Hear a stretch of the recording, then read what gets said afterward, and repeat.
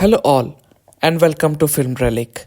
Today, we are going to be reviewing the sci fi action adventure movie Dune, directed by Denis Villeneuve and starring Timothy Chalamet, Rebecca Ferguson, Zendaya, Oscar Isaac, Josh Brolin, and host other actors in prominent role. The movie is based on Frank Herbert's novel of the same name published in 1965. There was also a previous truncated version by David Lynch which came out in 1984. The movie, although receiving Lynch's unique vision, was a weakly written film with laughable production design. Herbert's novel, packing dense material of emotions and complex layers of storytelling, required someone whose approach blends visuals with deeper storytelling. Tackling similar themes of complex emotions in a sci fi background, earlier in Arrival and Blade Runner 2049, Denis Villeneuve was an interesting choice for a fresh adaptation, and he delivers a balanced movie with enough outstanding set pieces and visuals that are crying out loud to be watched in the biggest possible screen. The story revolves around Paul Atreides, the heir to House Atreides, who is a strong young man learning the tradecraft to succeed his father, played by excellent Oscar Isaac. He is also being guided by his mother, Jessica, played by Rebecca Ferguson, in tapping into his mystical side of things. Things take a different turn when House Atreides is given responsibility for managing Arrakis, a planet having abundance of spice used for intergalactic travel and which has a dark history. The politics and the conflicts of managing a new planet forms the crux of the story and sets up an exciting segue into the sequel. Adapting a novel into a 2.5 hour movie with numerous characters and ambitious visuals is a challenging task.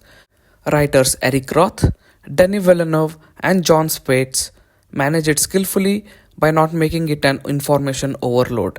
Several important passages are covered in a montage of sequences establishing the soul of Dune. In a duology or a trilogy of movies, the first part becomes important in world building, establishing character dynamics, while delivering on the visuals that are important in engaging the viewer. Villeneuve's movies doesn't consist of expeditionary dialogues but sequence of visuals that convey beautifully the dynamics of the scene and the larger story. The screenplay is top notch in inculcating these aspects. Villeneuve's movies have a distinct appeal, and a fantastic technical team is the crux of it. The wide shots of the desert or the action sequences and the intimate close ups have been beautifully shot by cinematographer Greg Fraser. The VFX shots have been skillfully blended into the practical ones. Hans Zimmer's score ranges from thunderous to melodic. However, the editing by Joe Walker does stand out, whether it is scenes depicting the Paul's visions or Atreides' army leaving their home or a segment where they get ambushed. The editing feels fresh and not choppy. Ample time is given in letting the visuals sink in to get the feel of the act. Also, kudos to the casting team for assembling a horde of competent actors who pull off their respective role with ease.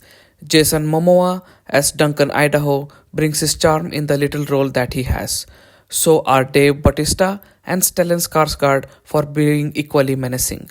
Although underwritten, Oscar Isaac delivers a confident performance as Duke Atreides. However, the film belongs to Rebecca Ferguson and Timothy Chalamet. They convey the anxiousness, the vulnerability, and the confidence with ease. This movie is a wonderful back to form for Denis Villeneuve after a tad disappointing Blade Runner 2049. He is in control of the subject, not overindulging in either the prose or the visuals. The staging of many scenes are a masterclass. So that was the review of Dune.